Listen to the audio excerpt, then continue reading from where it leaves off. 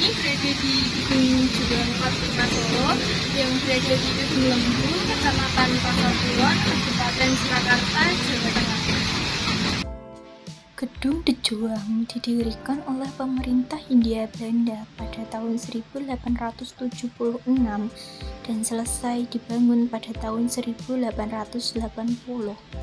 Di dalam kompleks Gedung De Juang juga terdapat sebuah monumen yang bernama Monumen Laskar Putri Surakarta yang dibangun sebagai penanda sejarah keikutsertaan kaum wanita dalam perjuangan serangan 4 hari di tanggal 7 sampai 11 Agustus 1945. Gedung De Juang memiliki fungsi yang berbeda setiap tahunnya. Pada tahun 1876 sampai 1880, Gedung De Juang ini digunakan sebagai kantin VIP yang hanya diperuntukkan oleh tentara Belanda yang memiliki pangkat tinggi. Dan pada tahun 1945 sampai 1949, Gedung De Juang digunakan sebagai fasilitas pendidikan.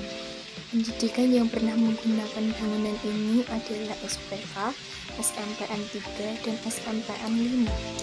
Lalu pada tahun 1949 sampai 1980, Gedung De Juang ini dijadikan sebagai markas militer.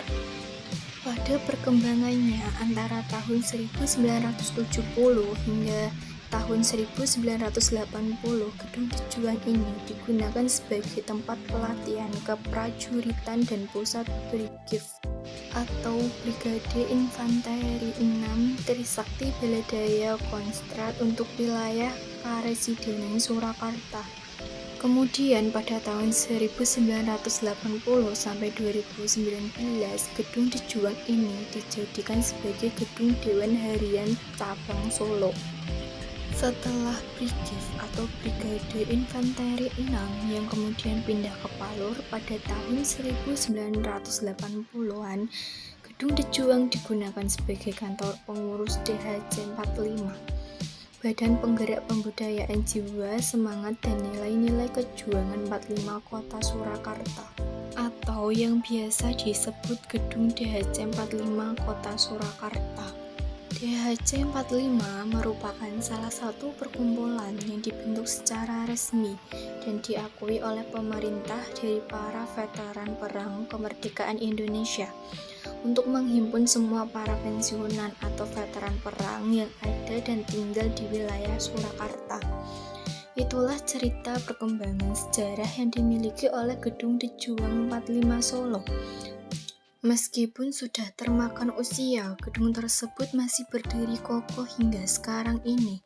Seiring perkembangan zaman, Gedung De Juang kini menjadi sebuah objek wisata yang sering dikunjungi oleh para turis yang berasal dari luar daerah.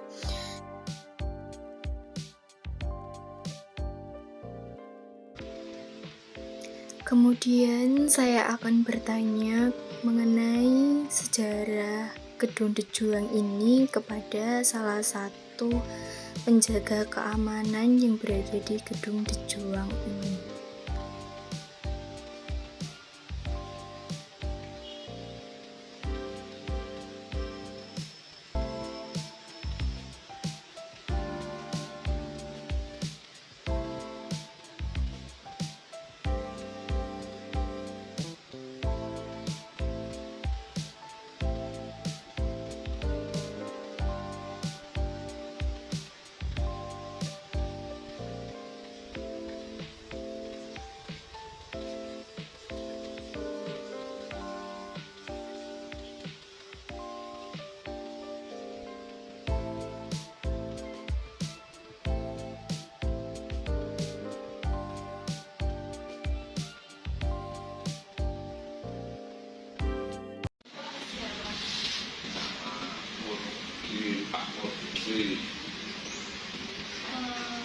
Sejarah Gedung Juang 45 Solo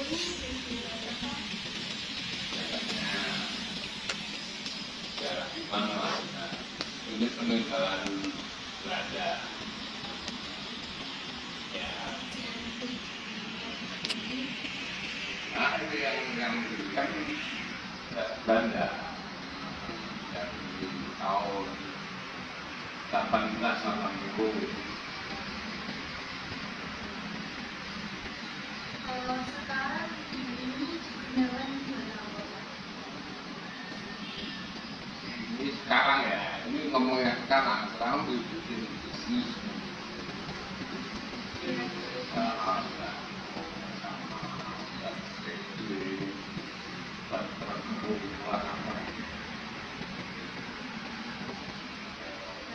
Dibuat kayak wisata gitu. Iya.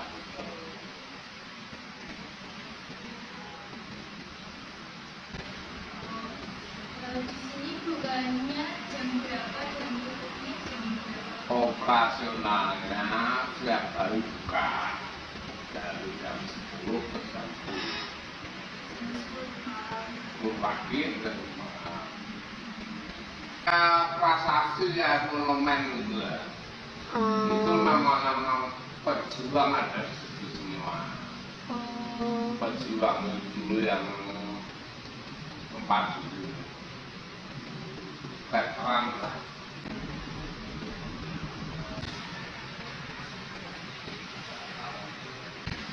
Kalau Tarif dilihat masuk di Belato ini berapa? Ada variasi, tapi minimal ya. Jadi nggak tarif masuk, jadi sebagai pengganti tiket masuk itu harus beli es krim. Oh, berarti harganya sesuai dengan es krim. Iya, mau yang berapa dari 18.000 sampai ke 70.000 variasi. Oke, sama Pak, terima kasih. Oke.